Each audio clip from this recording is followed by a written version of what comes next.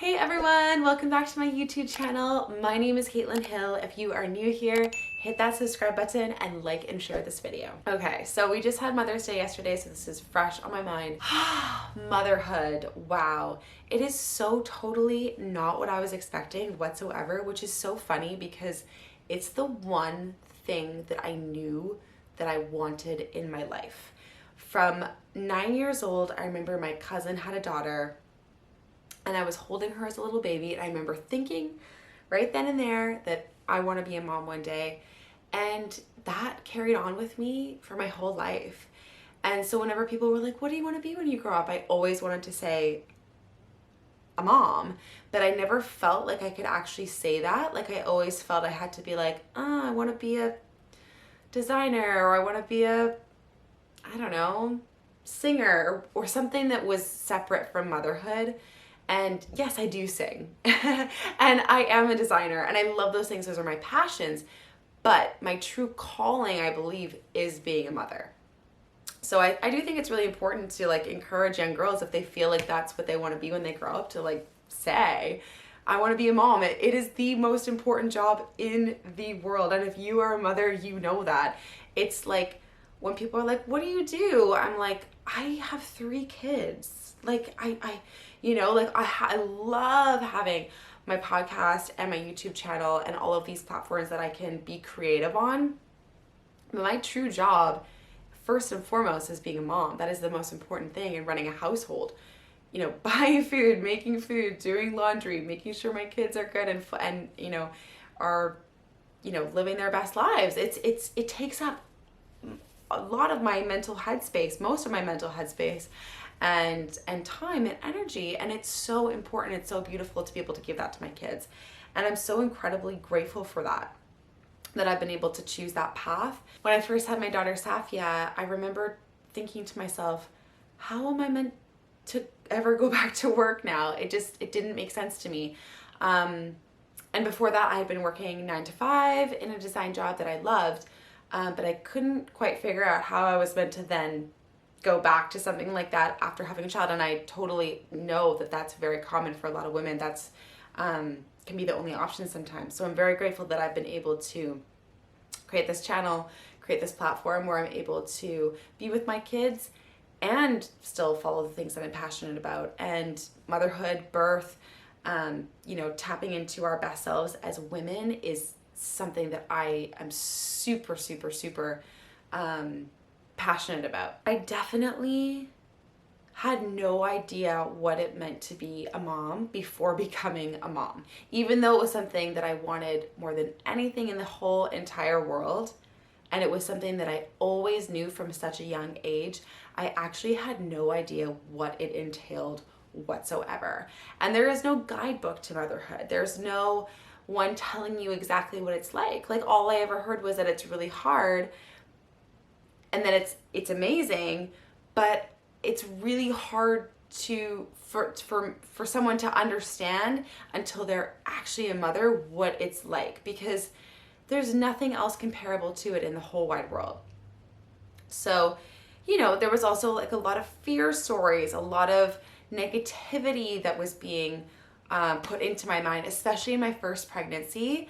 A lot of people were telling me a lot of different things that I really didn't want to listen to.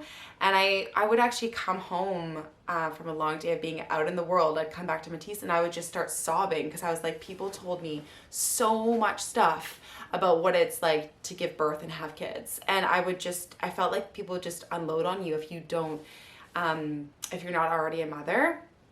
And the best part is that when I was pregnant with twins, actually, is that nobody knew what to say to me. So nobody said anything. Nobody gave me any negative stories, because nobody was like, had any experience with it, because twins are so rare. So that was kind of great in a way. But for me, it was different in a way. I feel that motherhood nowadays can be seen as a burden and can be seen as a negative thing. And I actually see it as being that you are actually stepping into the most important role of your life, and that it can be the most freeing thing that can ever happen to you if you choose to see it that way.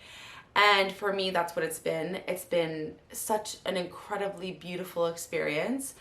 that I never expected, because I had been preconditioned with these stories of, oh, birth's gonna be painful, and oh, you're gonna be up all night, and you're never gonna be able to go on vacation or do anything. And yes, those things have some truth to them, but also it doesn't tell the full story or the full picture. They also don't tell you how incredible it is to have your child tell you that they love you, or to look at them in the eyes, or to be able to cook a meal for them. The most fulfilling thing I've ever done in my life is when my kids are all playing together in the living room and I'm watching them and I'm making dinner, cooking them dinner, and I serve them a homemade meal right at the table, and we all sit down together, we do our prayer together, and we eat together.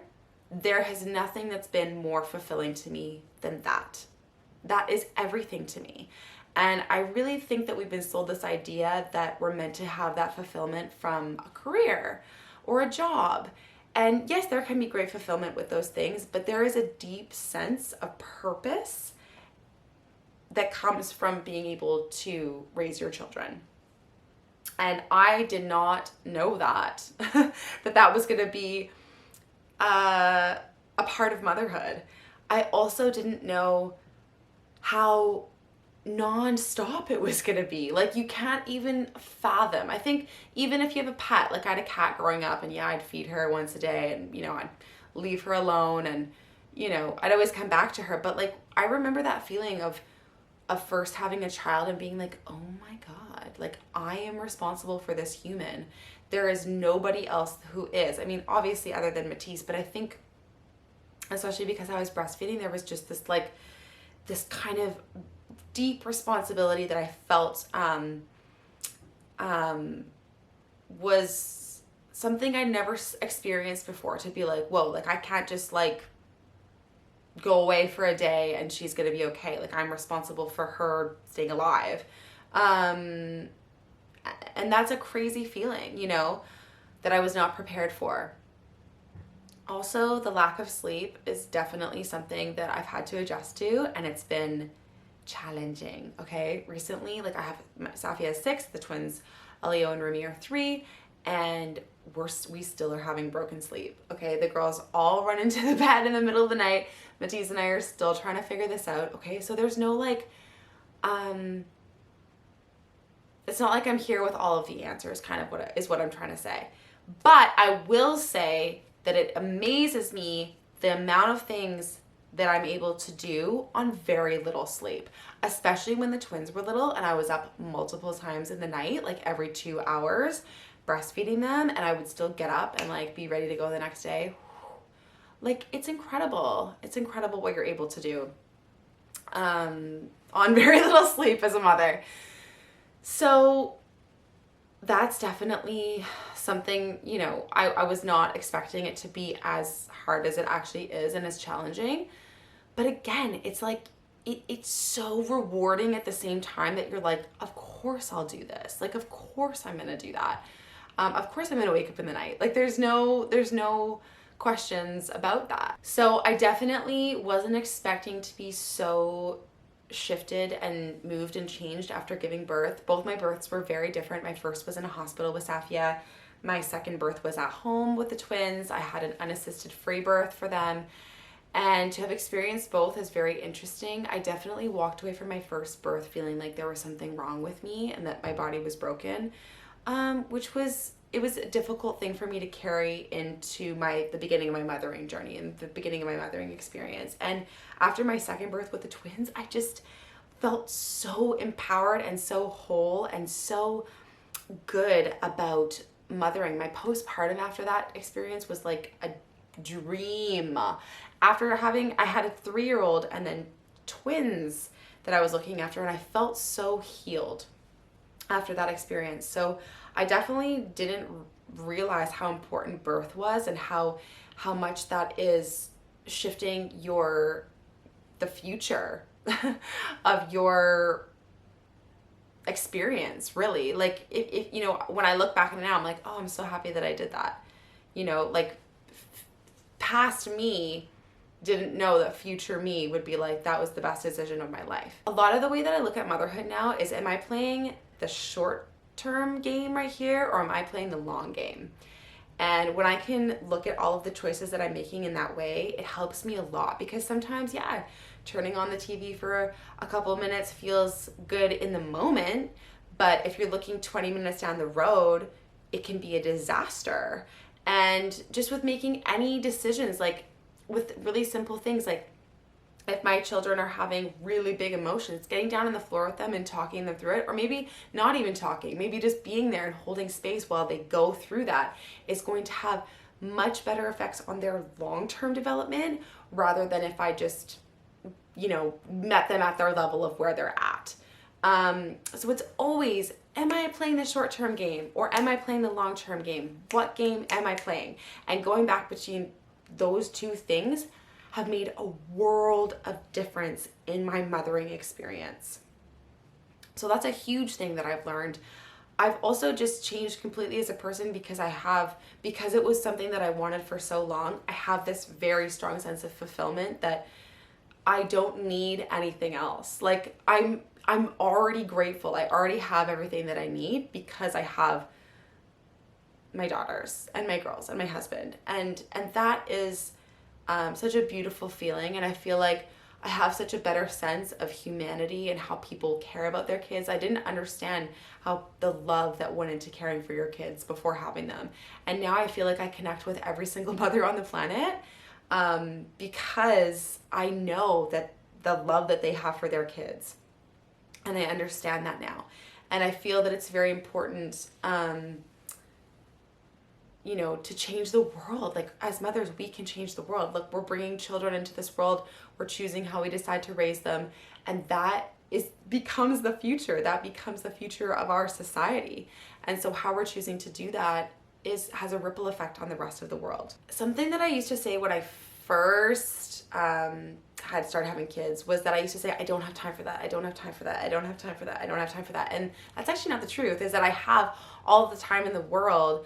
It's just that it's for my family and what's best for me and my family. So that being said, I don't have time for things that are out of alignment. I don't have time for things that are not serving me and my family. You know what I mean? So it completely shifts the way that you look at time, because suddenly time becomes very precious, and you and your family become the most important thing, and raising them and what's best for you. So a lot of the things that don't matter, they fall away. And the things that are meant to be in your life, they will stick and they will stay. So yeah, I mean, there's so many things that I didn't know about motherhood, and there's so many things I still don't know about motherhood. Hey, my kids are still young. Like, it's a journey, it's an evolution. I talked to someone whose kids are, grown up and they're moving out of the house at this point in their lives, and I'm like, whoa, we're in totally different seasons. There's so much that I still don't know, but I have gone through the initiation of motherhood, of becoming a mother, and I don't think that there's